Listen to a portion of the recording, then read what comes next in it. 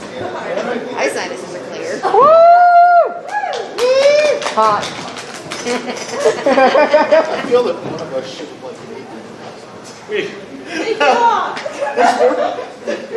there's more full chairs on the stage though.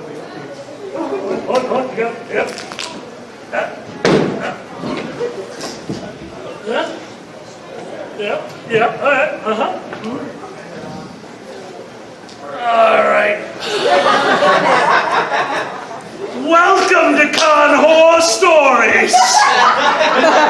Draw us like your French Con Horror Stories. I got you. Give me 1 second. Oh, excellent. Yeah, let me just hold this pose. My breasts are perkier than Rose.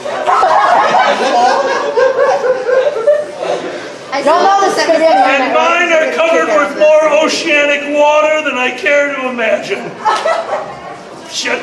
Fix yourself, fix yourself. Fix myself! That's not what this panel is about! Alright, so full disclosure. Alkali's lazy. He may just do the panel like this. I've got a bad hip and I'm not sure I can sit back upright. Alright, here we go. Come on, oldie hawn, you ready? Oh, I love it when you make that noise. We're rooming together, don't say that. We are rooming together, Red. We are rooming together. And the first thing we realized is that if I am in bed, if this gentleman walks in at 2:45 in the morning, the first thing they're going to say is, "Let me tell you about the kittens." You understand your mic's not on, right? That's why I'm talking so quietly. My soothing voice will help all of them into a lulled state. It certainly is getting people in from the hallway. Hi, we have a panel. Come in here. They won't feed us if you don't. They only invite us back because of you. Help us. Trust me, if you stop attending the panels, they'll stop letting us come to these. We will be banned like we rightfully should have been years ago. Hey, Alkali. Yo, Switch on the mic. got it. Like they won't just say. No, there's a switch on Switch it. the... Ah! Yeah, that was the one Ed was using. He likes to turn it off, I think. Well, this one was off too. What's your excuse for that? We tell everyone, don't turn them off, just leave them on. It's their fault. It's their fault. So it's your fault if you turn it off. Boozy, we are so hideous, we turn off people and microphones. Just leave it at that. There's supposed to be a third panelist, and we don't know where the little bald-headed shit is. Maybe they're not here because you keep referring to them as the little bald-headed shit. By the way, is there anybody under 18 in here? I didn't see nothing. Okay, I know all three of you are lying, but status, I've known you since you were like 16, so there was a moment. There are multiple. Oh. That's okay. At one panel, I was doing my thing, going a little blue on stage. I finished the set. Status, my good friend, comes up. She's like, "Oh, Alkali, good to see you again. This is my father." I've done that to you too, though. So, that's right. Stop it. If your parents are here, tell me before the panel so I don't talk about unprotected sex during opening ceremony. You know what? That's actually a good first con horror story. Yeah. Alkali, what did my dad call you? What did he call me? He told you you were a terrible influence. Oh, yeah, that's right. I'm a terrible influence. Let me tell you how this works. We put in panels, and they're like, are they 18 plus or not? And we go, A couple years later. you figure it out. You know, like, you've seen our act more than we've seen our act. We don't even know we're doing the act half the time. I have told them, whatever you need us to do, we can do. If it needs to not be 18 plus, we will make it not 18 plus. And they immediately sent me back an email. ignoring the fact that it's not 18 plus is not dealing with the situation. So there was one con, we got on stage and we had brought up an insane amount of alcohol for what is our comedy, trying to make each other laugh, and you guys are along for the ride panel. Yep. And we got up there and we sat down, and just this insane amount of liquor, like 3 or 4 bottles of tequila. There's bottles of whiskey. We're sitting here, we're getting ready to tell really blue jokes. And then one of the staffers walks up, leans in and says, "The panel's not marked 18 plus." And you saw us both go. Yeah. And everybody else took their liquor off the table. I took mine off the table. I went backstage because they had a coffee maker. I made a cup of coffee. I drank half the cup of coffee. I walked out. I pulled a flask out of my pocket, and somebody said, "What's that?" And I said, "It's cream." Because I'll tell you one thing you learn in parenting that applies to working at a convention as well. Your children should never see you drink, but that does not mean you cannot be drunk. I love you. I used to work for a improv troupe named Content Removed, and recently we got invited out to do a Q&A session. They had done a play. Unfortunately, I haven't been a part of them for a while, but I still MC for them, and they invited me back to MC the Q&A. Well, one of the things that we used to do as an improv troupe was we would play games that one of us, a designated person, could call a stop to the scene and create new rules, because we had been doing it so long, we were so comfortable with each other, the sheer stop, the changing of what's going on really added to the comedy. It actually helped us perform. But it had been years for me. It had been years performing with these guys. And we were on our old stage, a community theater out in Elgin. And as I'm sitting there, the table is set up. I feel a weird motion under my feet, and I startle. And I look down under the table. The trap door for this theater still existed. And there's my good friend Hannah, with multiple fursuit straws that are slowly feeding them up past the table. So hello everyone, welcome to this. We are this group, and they have done a play, and I went, whoop, just a straw comes out from behind the table. And they went, boom, and for the entire panel, every time it was my turn to introduce somebody, they were giving me a shot of tequila through 3 fursuit straws. I realized, oh, this is the bit. This is what we're doing. Okay, I wonder what they're going to do. No, they set the whole thing up. By the halfway point, I was on my 8th shot of tequila and just kind of going and I remember the one time you accidentally got nude for Tarzan. And that's the entire... So finally, at the very end, we're all sitting there, and they, under the table, show me the rocks glass, filled to the brim with that clear, beautiful, what I thought was tequila. I'm like, ah! And the straw comes up, and everyone in the audience starts cheering. It was in the handbook. They had announced that they were getting their old teammate, who could not perform with them, roaring drunk for the audience amusement. The person under the trapdoor stepped up, got under the table, of which there's a skirt on, and just walked off the stage with it. And my entire comedy troupe went with them, and it turned into a stand-up show while I was 20 sheets to the wind.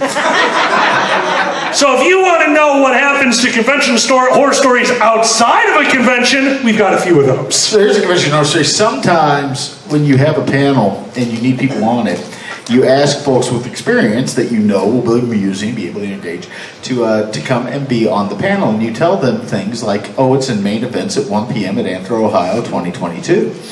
And you get up here and there's only 2 people here. So while your partner is telling their story about an event gone wrong, you send out a tweet specifically tagging the bald-headed bastard and saying, if they remember to show up, they're on the panel as well. Hi, Giza. Hey, Boozy. Ladies and gentlemen, both and neither, give it up for Giza! Yes. And because we haven't done introductions, give it up for Boozy Badger! Boozy, how can they find you after this?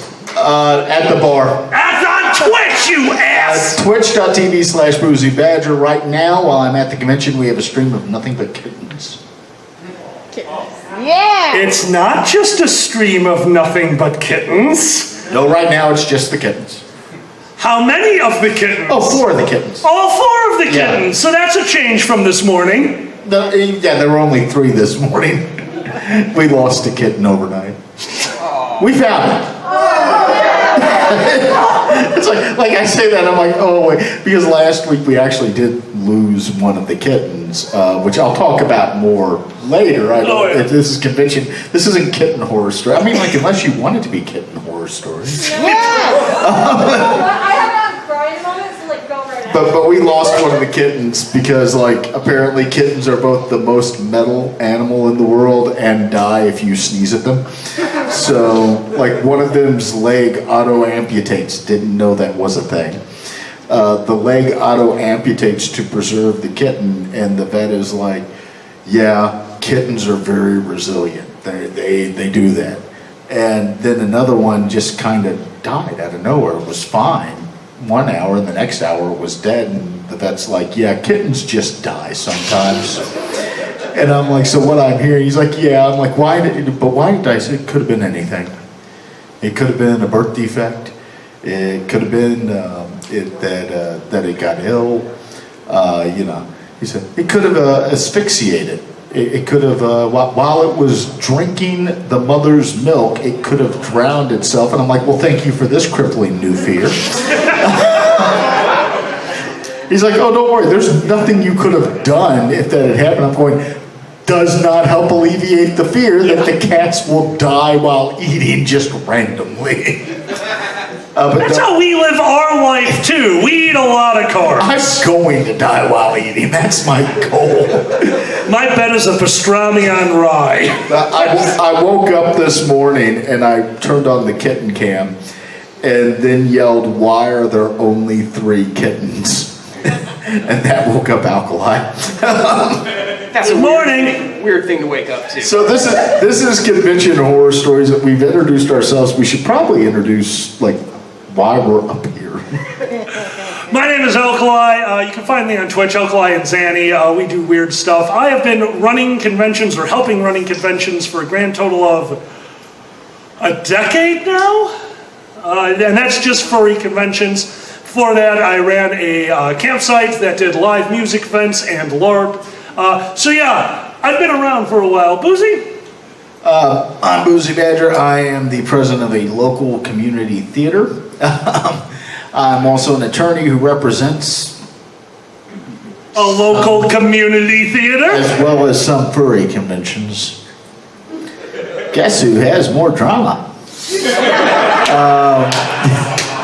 I'm also the chairman, for what it's worth, of Basement Con.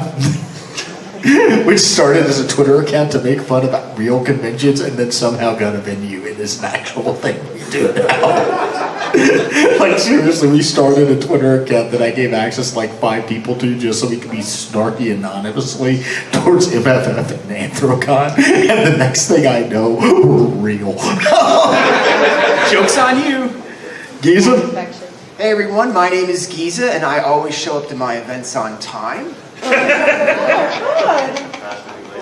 See, I was eating breakfast because I didn't want to become a convention horror story. Fair enough, fair enough. At my day job, I'm a respectable software engineer, and when I'm not a software engineer, I've been attending and staffing furry conventions for very nearly a quarter of a century now because I'm kind of old. And I spent 15 years on AnthrOhio's board of directors, at which point I said, I'm eligible for parole, I'm out of here. And Kage pulled me aside and he said, yeah, it's parole, not retirement, it's parole. There's a difference. And I think we've all collectively, we've seen some stuff. This is all no, we established there's no kids in here, I don't think. We can say shit, right? Well... Okay, are there kids in here? You know, it's still daylight outside. You are buying beer later. Yeah. Stop raising your... Like, okay, it's Ohio. That does not mean... drinking license. We need to close the doors now. No, those are only after the sun goes down. Are we talking physical age or mental age? We never talk mental age because that gets nasty. So, quick question. What's the worst thing you have seen an attendee do? Do you want the short list or the long? We only have like 45 minutes left, so. My phone has only so much storage space on it, okay? I can only take so many photos. Hotboxed a hotel room with a modified fog machine. I've never been more angry or jealous in my life.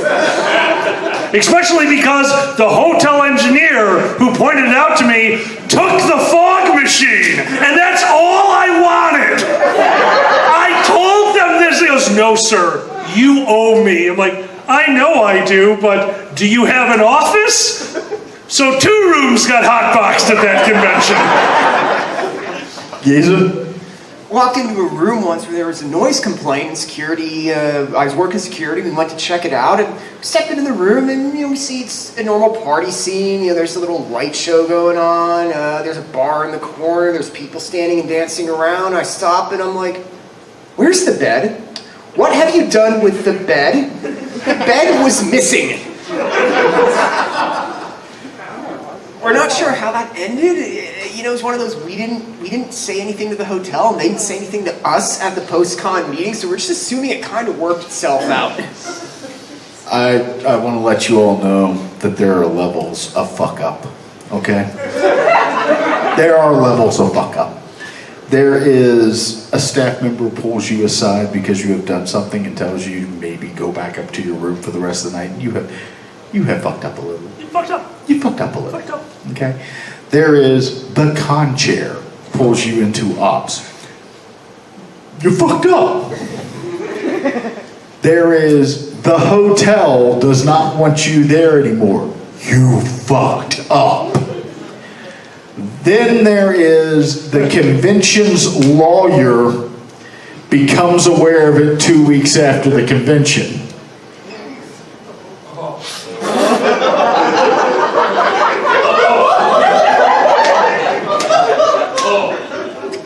I want to tell you, as an attorney, as a member of the furry fandom, as a performer,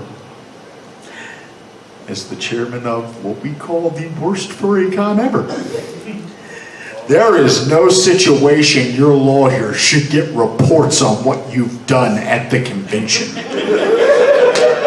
You fucked up. So imagine my surprise when I got home from a certain convention and got a message from a certain top-hatted individual that said, "Hey dude, can you fly back out here in 2 weeks to meet with the hotel?" And I said, "Why?" And he said, "Before I tell you, I would like an answer."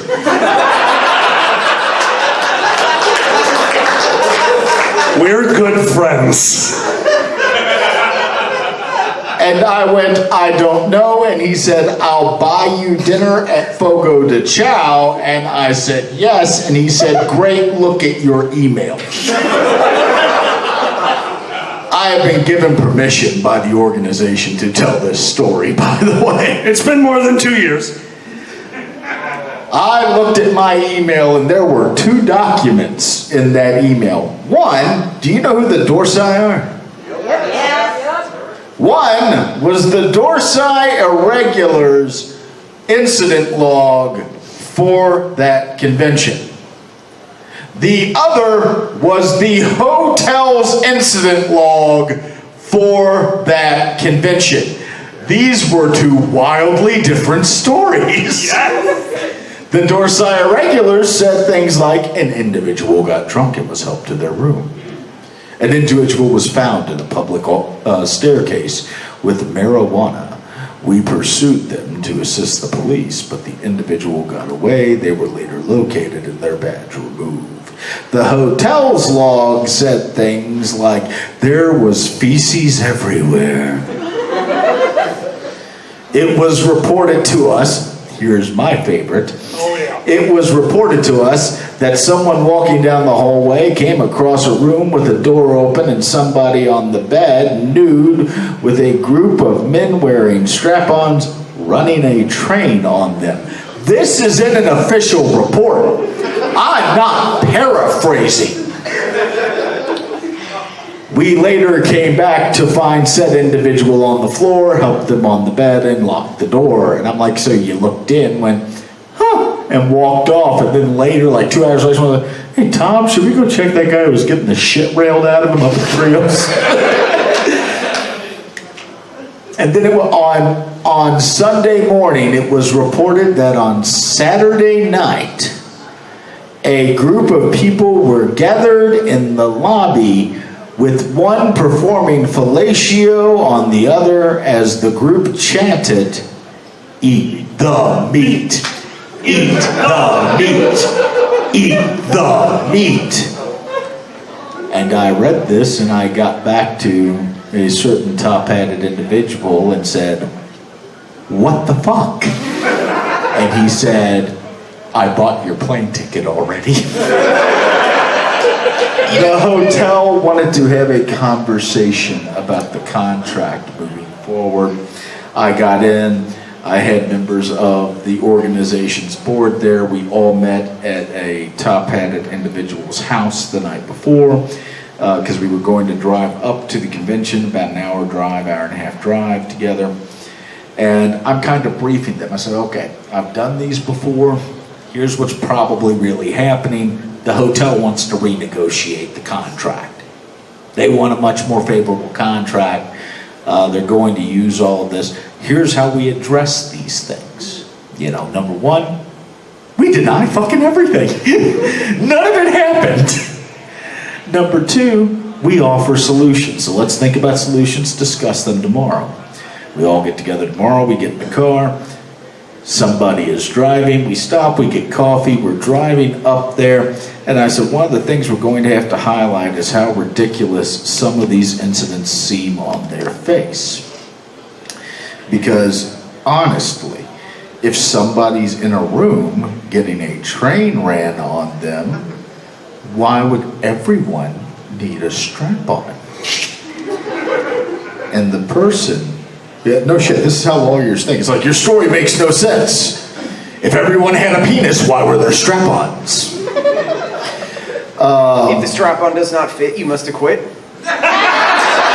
So we're on the road drinking coffee, and the current con-chair of that convention was not the kind of the current con-chair of that convention, and a small voice says, well, you know, wearables are a thing. And I go, maybe you don't fucking talk during the meeting. So after we got back on the road, because we went off the road for like 5 minutes through a cornfield. It was really funny. We get to the convention space, and there is the manager, the hospitality manager, and the Regional event manager. yeah, they're all there, and they have a binder. The binder is like this thick. We go down to a meeting room. We all sit down, and I'm I'm organized. Like, I got a representative from the door side there to explain what the door side do. And they go, first, let's begin with the condition of the hotel rooms. And they flip it open, and there's pictures of these rooms that just look horrible. And I let them go for a while. So they're going in this toilet, and you can see this toilet, and there's this thing here, and there's that thing there. And we had portions of the hotel under renovation that weekend, and we think people got those rooms. And I'm sitting there, I'm quiet. Finally I go, do you have the room numbers?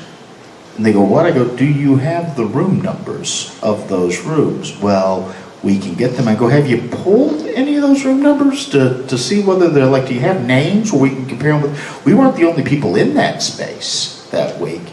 So do you have names where we can compare them with the list? And they go, well, we haven't done that yet. And I go, oh, okay.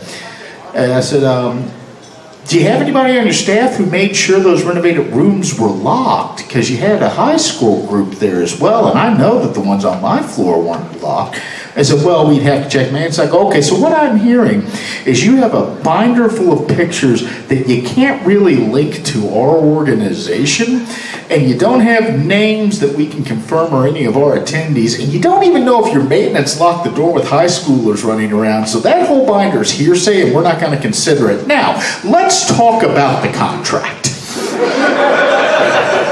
Watching this man work was horrifying. I have been part of contract negotiations in a professional manner, in a furry manner, and I have never watched somebody shut down the opposition to the point where the first one closed the binder, pushed it off to the second one who moved the binder, who pushed it off to the third one who put away the binder. The best part of it, I love telling the story, but the best part of it was I said, now some of these incidents are so ridiculous. Like, come on. You say you had 11 people in a room with 10 of them running the train on the others, but they all had strap-ons. Does that make any sense? And then I glare at the person who had spoken up in the car, like, shut your fucking mouth. They're like, well, that's what was reported. I'm like, oh, it was reported to you. Who reported it to you? Well, it was one of the other guests. So another guest came to, yeah, and you all didn't see this? No. I said, okay. So what about the eat the meat thing? You're all saying that took place in the lobby. Yeah. And the lobby's right by the bar and the front desk, and easily, yeah. I said, so it says here that another guest reported it to you on Sunday morning. Well, yeah, that's when that happened. I said, okay. Thank you, Ed. What's going on here? They're bringing us a table. Thank you. Okay. Yay! I can put my elbows on something. So the manager says, well, another guest had reported it to us. I said, well, your lobby's right here and your bar's right there. Did none of your staff see this happen? And right then, the restaurant manager, who did not like how this was going, said, well, one of my bartenders said they saw it. I said, your bartender saw two guys blowing each other in the lobby and didn't do anything? That sounds like an employee issue to me. What was the outcome of that? We got the best contract we ever have. We destroyed that contract. Now, let me be clear. Yes, 99% of it is the genius of this person. The other 99%, I'm good at math. What had obviously happened was they didn't just make these up. These are real reports. The other people in that hotel this weekend were a championship cheerleading team who was very not happy that they were sharing the hotel with the quote-unquote weirdos. Love hearing that. Oh yeah, I was thrilled when I heard that at Con too.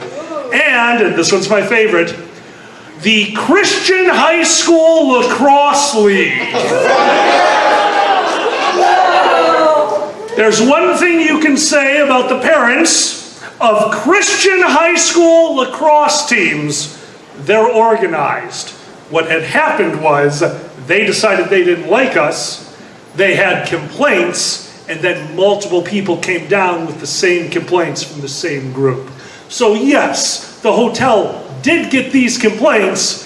Yes, they were the stupidest thing you had ever heard. So yeah, all got thrown out. The binder got burned. I wanted to burn it. They wouldn't let me. And yeah, for the next 3 years, we had one of the greatest contracts in the fandom. Because I know a lot of the contracts out there. We got the hotel for free. We only paid for food. You know when that happens? When you fuck up. Hotel, you fucked up. And I want to point out, the hospitality manager is no longer there. No, he's not. But the other manager we worked with, who had taken leave, is still there. I see him every year at that convention.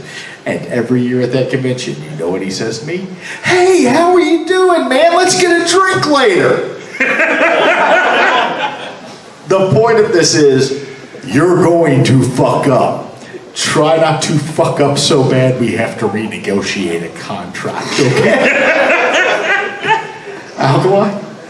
That's a pretty good. We've had a lot of interesting occurrences over the years at these conventions. The stripper pole immediately comes to mind. If you're going to have some fun in your room, that's great. Room is your location.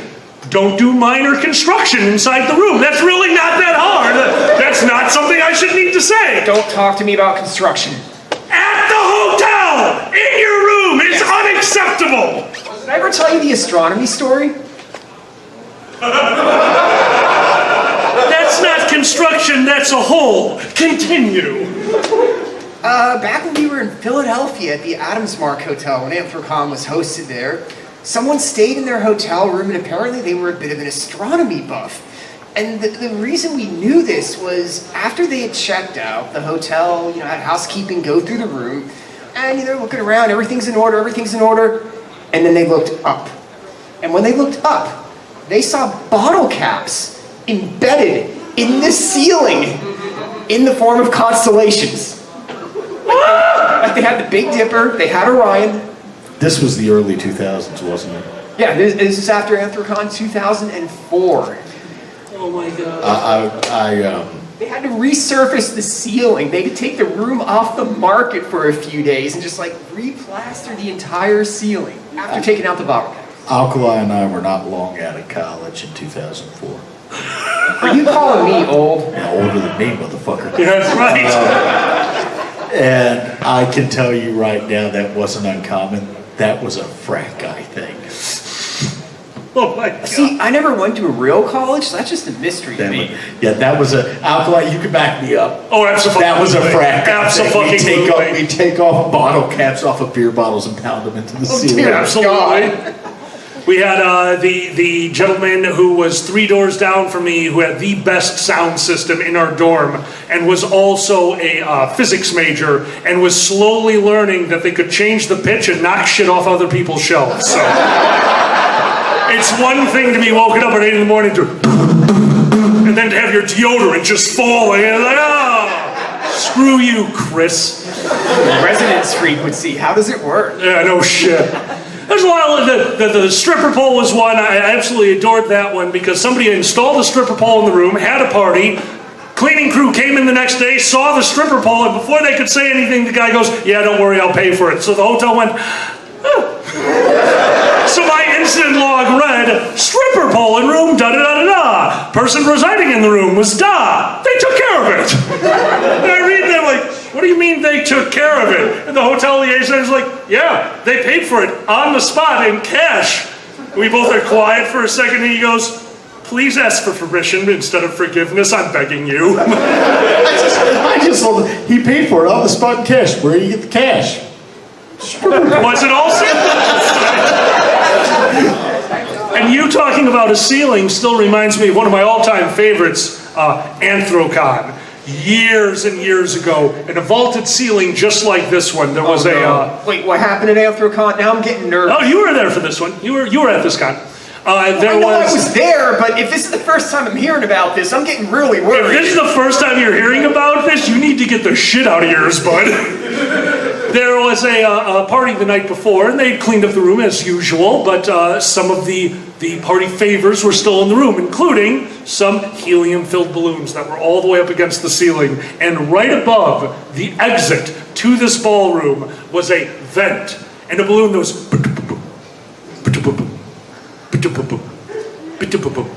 Now hear that noise the entire time that you are Uncle Kage trying to perform story hour. Kage is a brilliant comedian, one of the best. Kage is very particular about how everything is set up because they are one of the best. And throughout the whole, not okay. So they made the mistake of mentioning it. And a furry, who will remain nameless, goes, don't worry about it, I got it. Walked to the back of the room, took out what I think was a Bowie knife and went, whoo! And it went up, and it went into the ceiling, and it stayed there, directly above the exit to the room.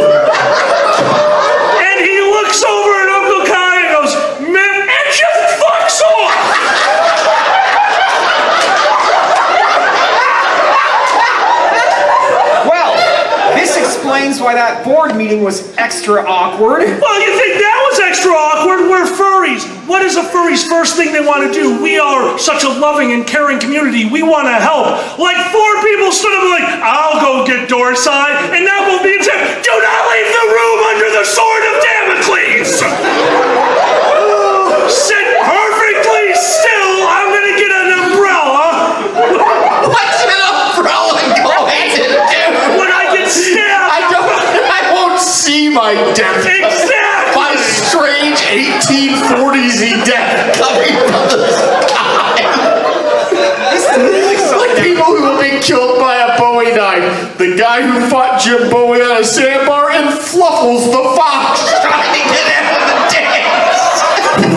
I'm singing in the pain, just singing in the pain. You know, if that were to fall and injure someone, that would be one of those State Farm commercials with weird insurance claims like falling Bowie knife at a furry convention. Dude, furry conventions, I think it's the love of the community provides a shield. And please, this is a joke. Don't actually test this for the love of fucking God. We had chandeliers like this at a convention with the little thing. Now, our AV crew can tell you that this AV, you want to talk about a good AV crew? We were talking about knocking deodorant 3 rooms over with a little bit of sound. They could kill me with a squeak, and I am sure of it. See? If you are going with where I think you're going, is it the time that the chandelier fell off during the dance comp? Guest of honor. During the dance comp, right? During the dance comp. Newsflash, motherfucker. It wasn't a convention with chandeliers like this. It was this convention. I wasn't gonna say that! Technically, this convention... It's on video! It's not a secret! Everything is on video! This is the 21st century! I'm so scared! So I'm getting worried because you're talking about chandeliers, and I looked up, and I can see from this angle, there is a piece of chandelier that is missing. Like Yep. there are glass. Multiple. Yeah, we just covered what happened to it! This is getting all too real for me. Actually, one of my favorite ones like that was MCFC, like 3 years ago now. Fur and I were guests of honor. And do you all know Fur? If you don't know Fur is a known quantity at conventions. Fur is always running AV, Fur is always running charity, Fur is always doing performances. Fur is amazing. Fur is one of the sweetest and most giving people you're ever going to meet in this community. There is a Twitter account called Is Fur Injured, and the fact that we had to make a Twitter account so people could keep up to date on whether or not Fur was injured on any given day of the week should tell you a lot about Fur. I don't know what the fuck it is about Fur, but like Fur killed a leprechaun's grandma or something. Fur has pissed off some entities. We're at MCFC. I finished my panels. Fur is doing his weird DJ, which like isn't DJing is weird. I mean, Fur's a weird DJ. Like he chooses 1980s public domain indie pop classics and this. Like I was like, I'm going to do a mix that's nothing but the Victrola recordings from the public domain library, the Library of Congress. And Fur's like, not if I do it first, motherfucker. I go to bed. And I'm almost asleep as Fur is DJing, and I get a message, and it is, "Hey Boozy, yeah, the lights just fell on Fur."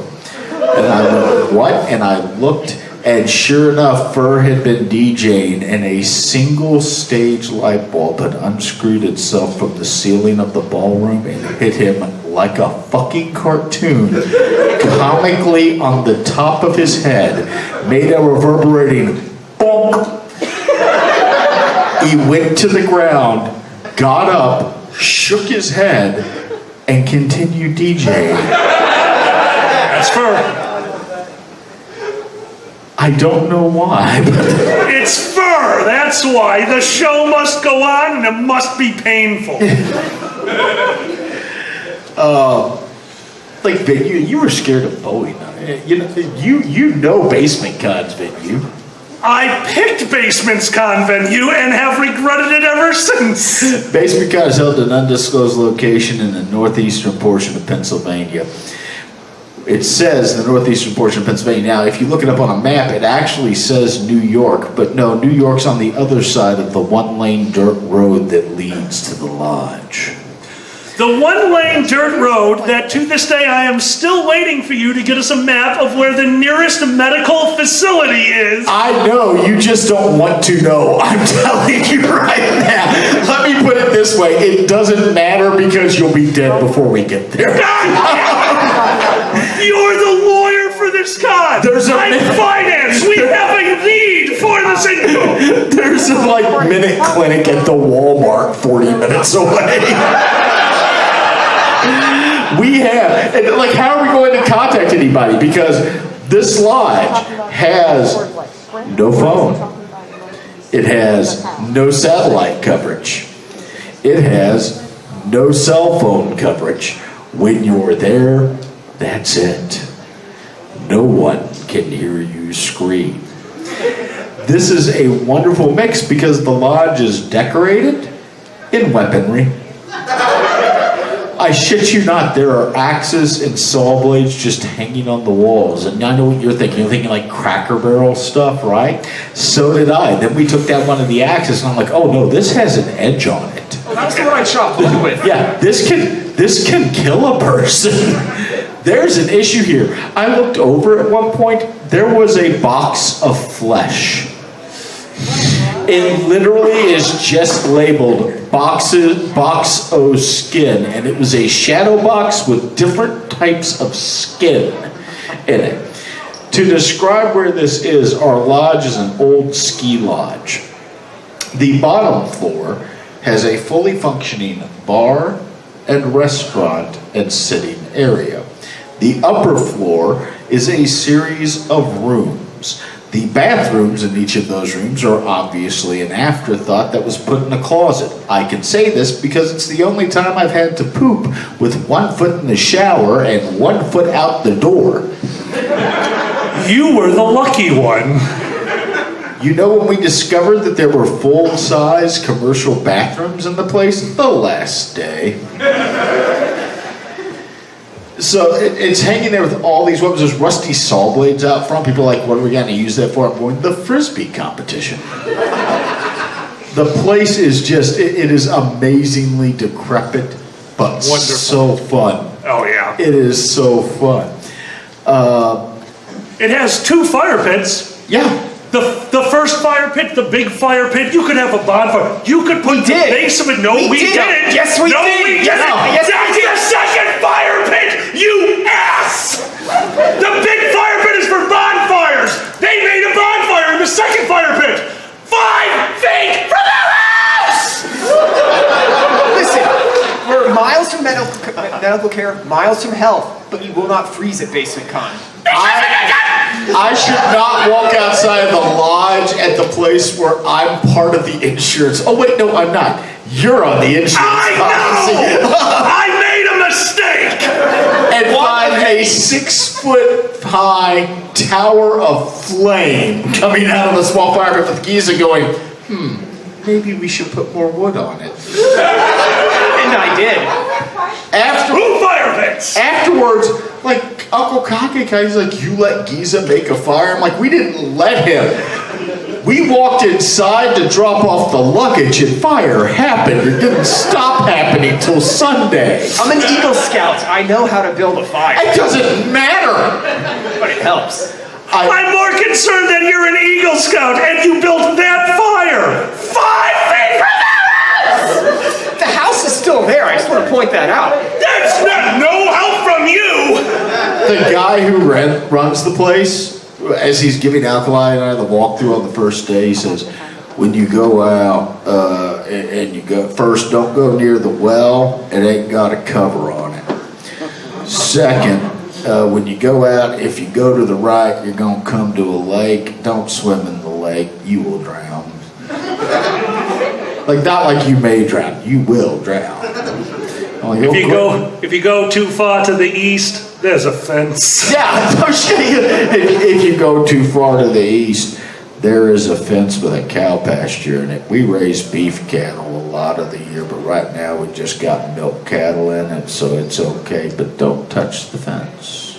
I got that cow selfie picture. It's an electric fence. It is. And then he gets a faraway look in his eyes and goes, "Packs a hell of a punch."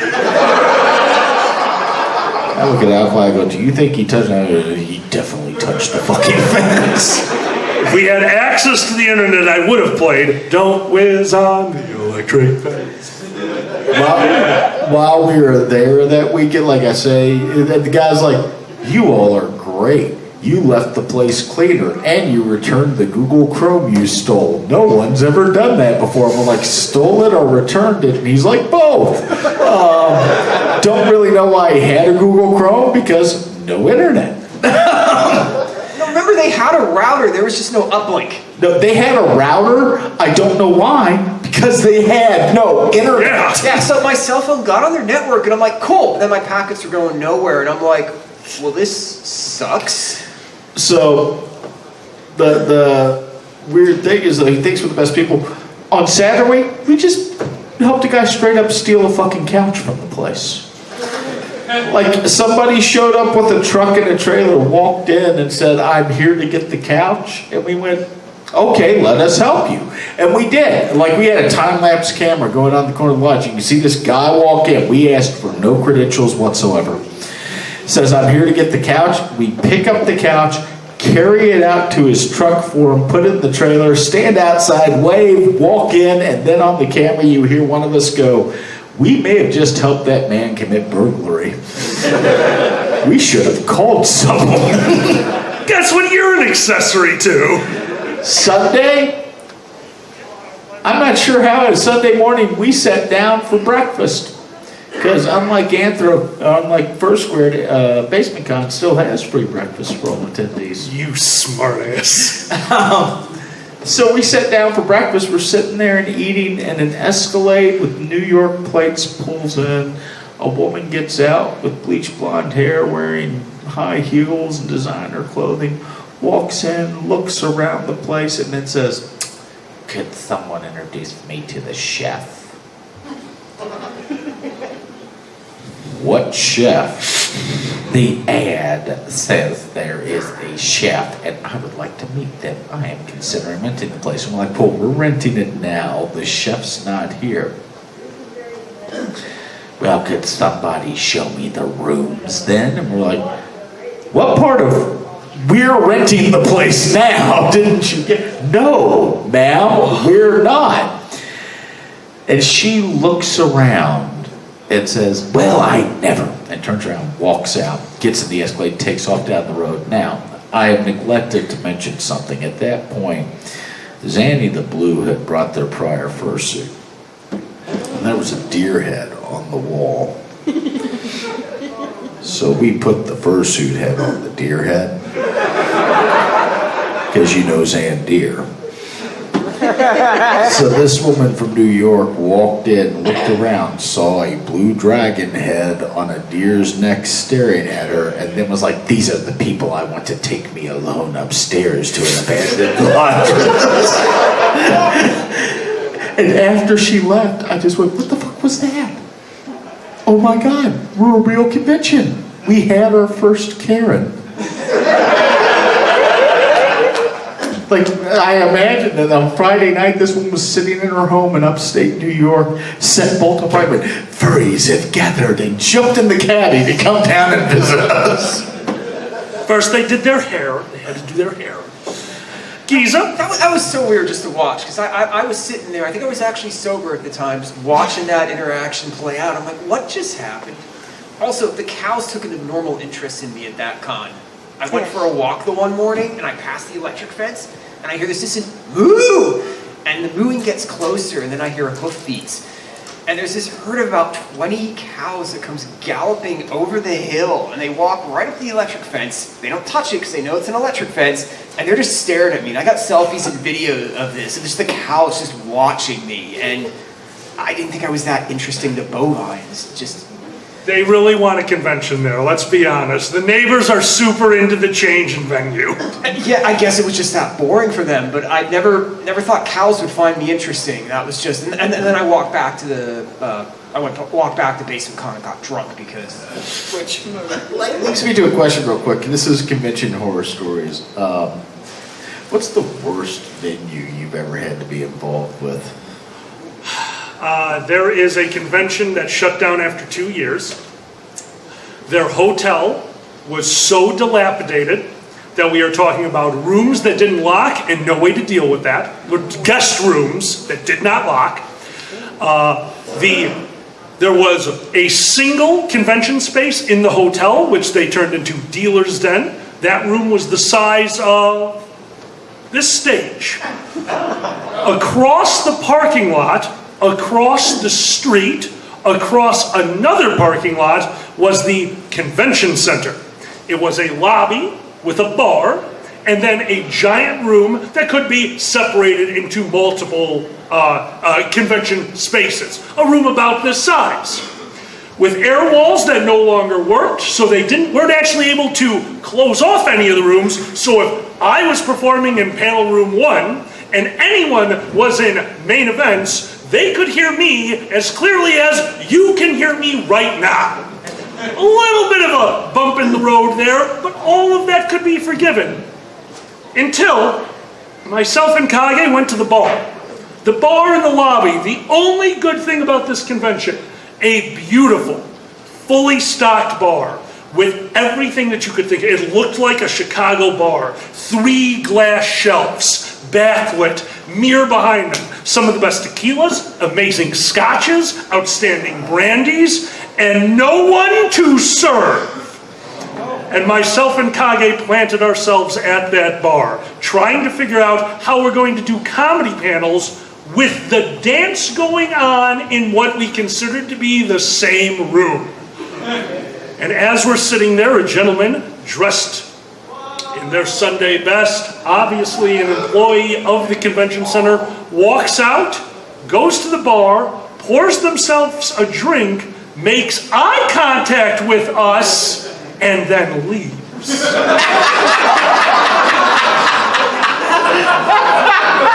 that person did not care. Oh, it's better.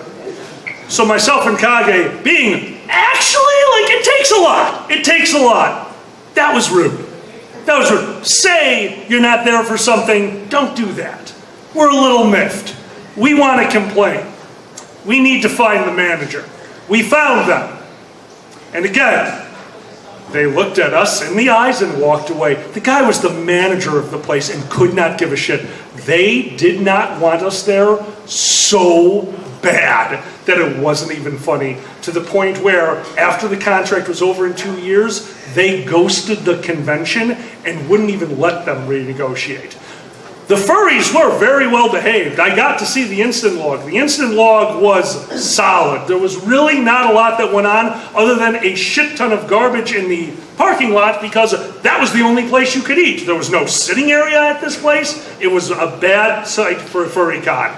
But at the end of the year, if you are a business trying to make money about people running an event, and you have the furry fandom, all venues, all hotels, they all know who the furries are. MFF and AnthrOhio have made sure of that.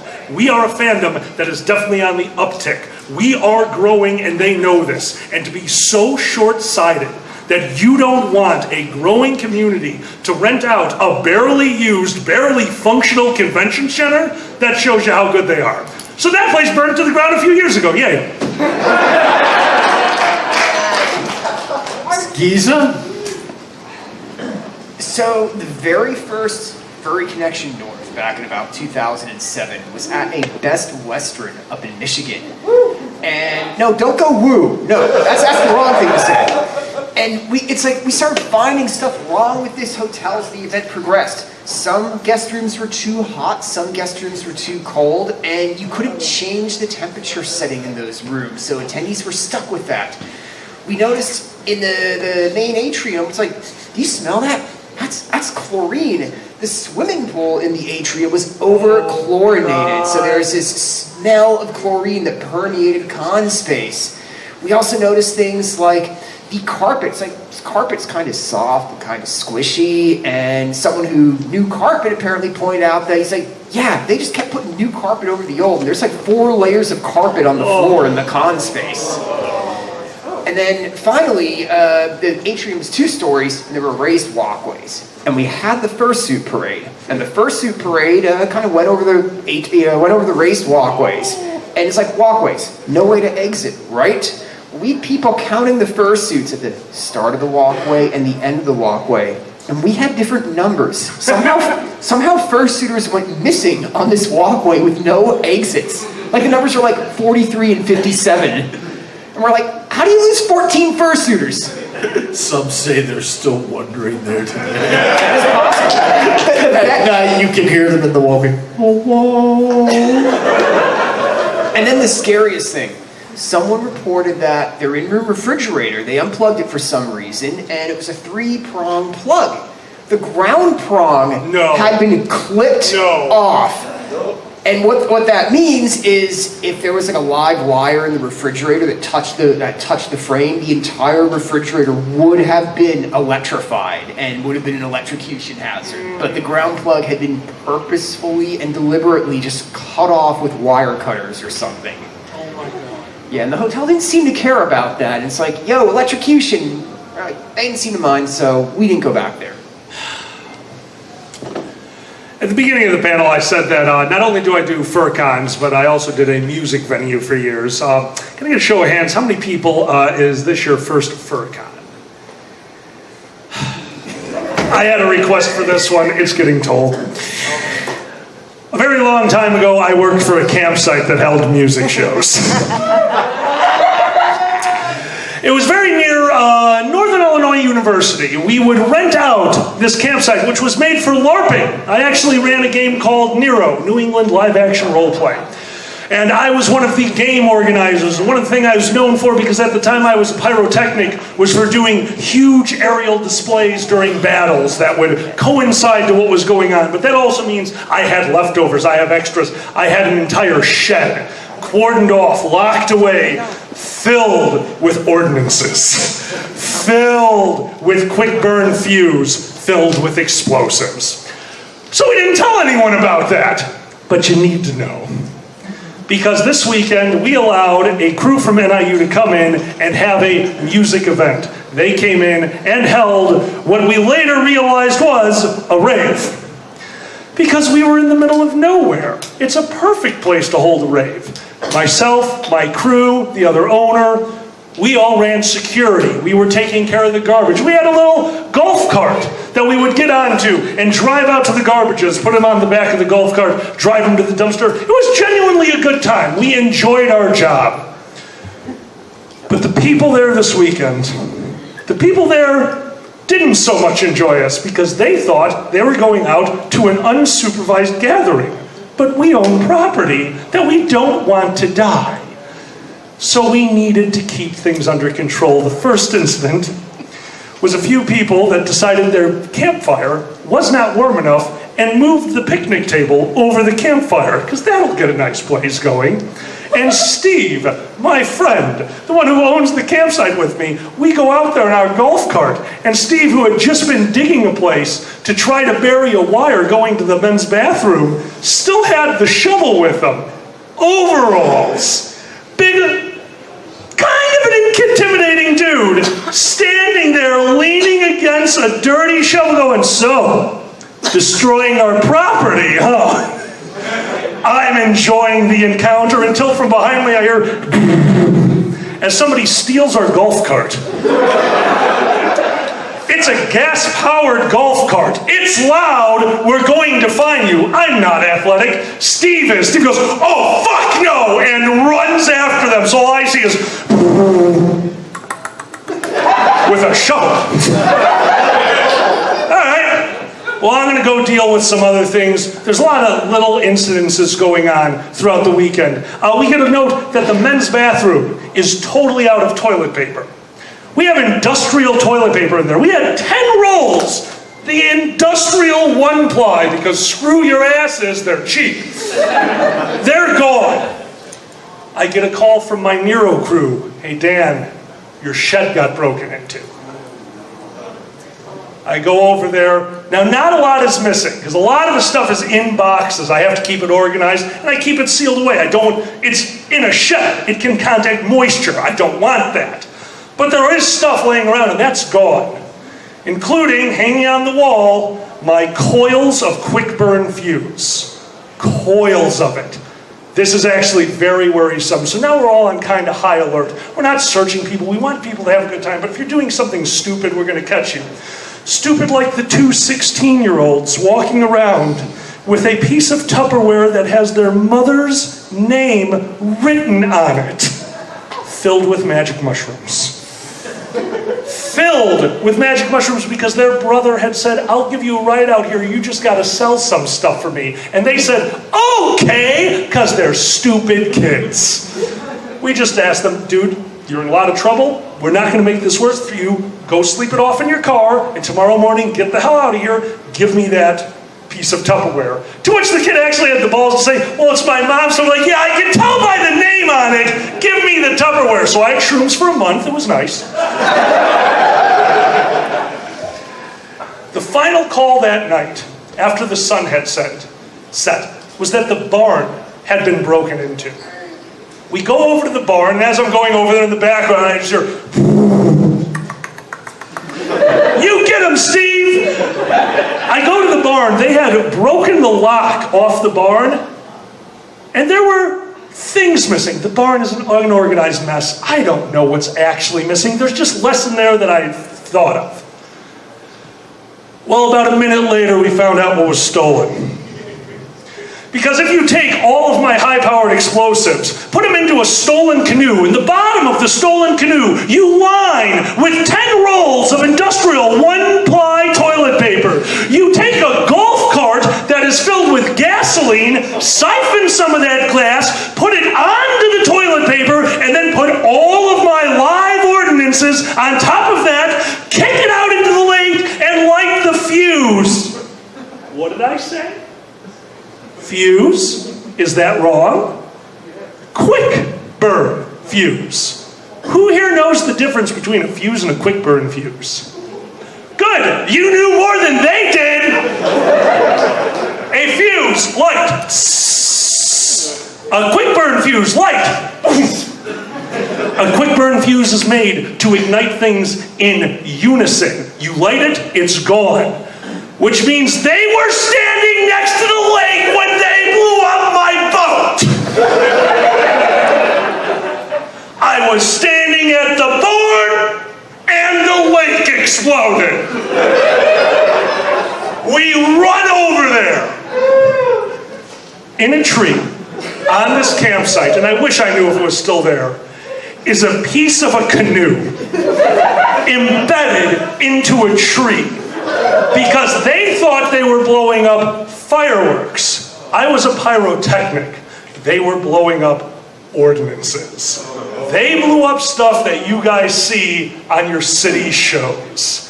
They blew up the boat. It blew up into 1,000,000 pieces, scattering everywhere. We don't think anyone was injured, and if they were, they didn't tell us. And to this day, until we lost the campsite. Until that day, I could always bring a friend over there and show him a tree with a piece of wood about this fucking big sticking out of it and go, you know, volunteering can be tough, but you get a lot of really interesting stories out of it. Ladies and gentlemen, both and neither, this has been, I don't know what this panel was, Convention War Stories. Let's give it up for Giza, Boozy Badger. My name's AnthrOhio. You can find the two of us on Twitch. Enjoy the convention. We have to get back to Dealer's Den, and good night.